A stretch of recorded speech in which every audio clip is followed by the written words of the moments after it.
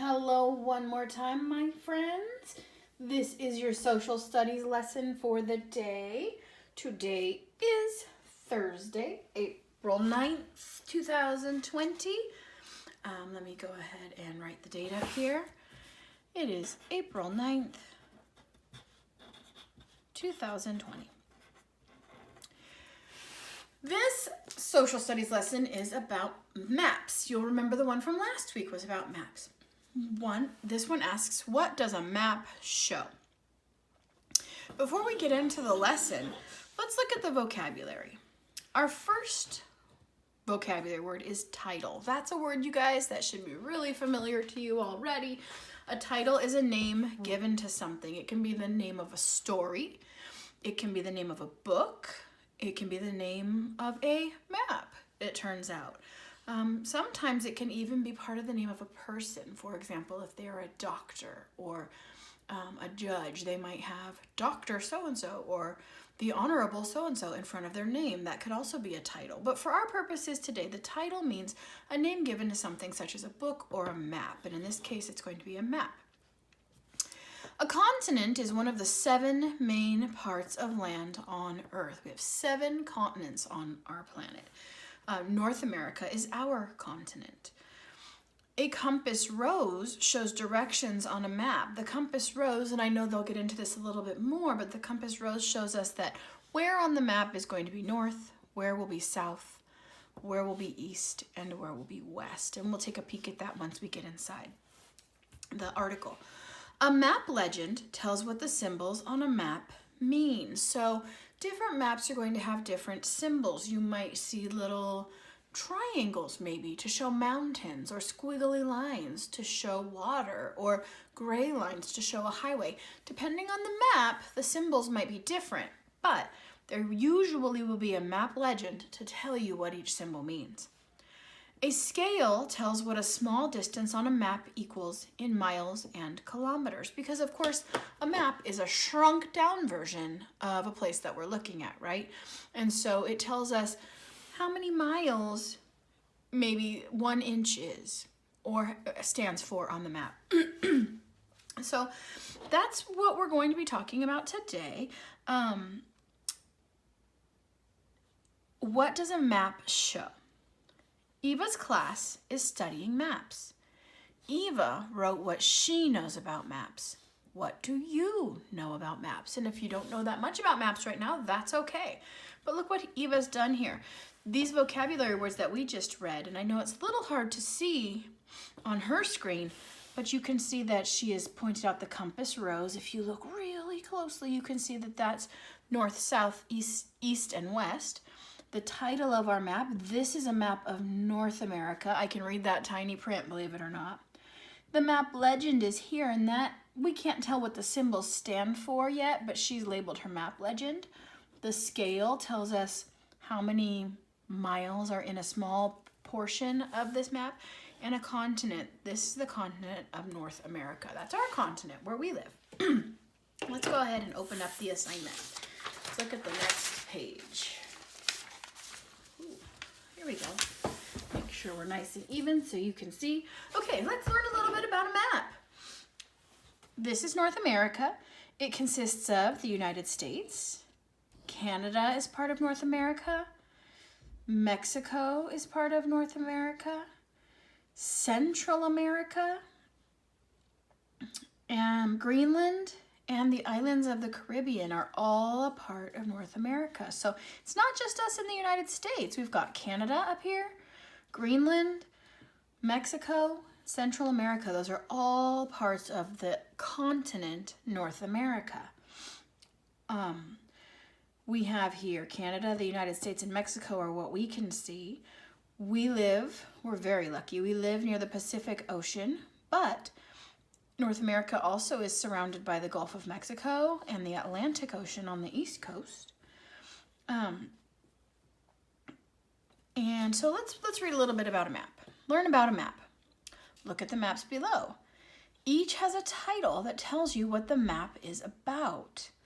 A title is a name given to something. So if we look here, This big map has a title. We can tell that this big map is major landforms and water of North America. We can see, oh, I almost forgot, the Great Lakes. That's part of our North America. And, pardon me, we have some important rivers listed as well. The smaller map also has a title. This smaller map or inset is a map of North America and all of the North American countries in our continent. A title is a name given. The small map shows the continent of North America. A continent is one of the 7 main parts of land on Earth. Now, we talked about all of those other vocabulary words on the front, so I just want to point that out. Even though we probably will be seeing it again on the next page, check it out. This right here is the compass rose, and you can see that it tells us that on this map, north is here, south is down below, east and west. We live on the west coast by the Pacific Ocean. This is the east coast, and this is the Atlantic Ocean. So that's our compass rose. There's our titles. And if you look carefully, I see some interesting things here. It doesn't tell us, I don't see a map key, but I can read these words, and it says Rocky Mountains. And I see the same type of symbol over here that says Appalachian Mountains. So I can guess that those little pictures stand for mountains. I also noticed that the map's scale is right here. So that looks like it's about 1 inch. And how many miles is that 1 inch? That 1 inch really stands for about 500 miles. So if you found your spot on the map, from here to here, looks really small, but it's actually about 500 miles. All right, look at question number 1. Question 1 says, write the names of the 2 oceans shown on the map. Well, you want to look for that keyword ocean, and Mrs. Hogan already pointed them out. So what I'd like for you to do is find the names of those 2 oceans and write them on the line. Let's turn the page. Label a map. Oh boy, this part's gonna get a little bit tricky. So, and I have misplaced my pen, my skinny pen. It says label a map. Maps can show different types of land and water. Make sure I'm all lined up here. Okay.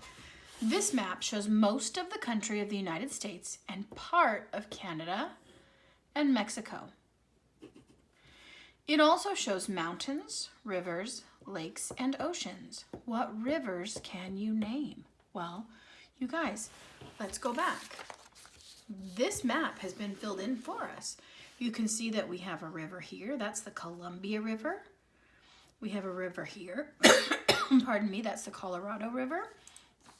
We have the Rio Grande River, the Missouri River, the Mississippi River, the Ohio River, and check it out. This is kind of interesting. The Missouri River, the Ohio River, both flow into the Mississippi River to make one to go out to the Gulf of Mexico.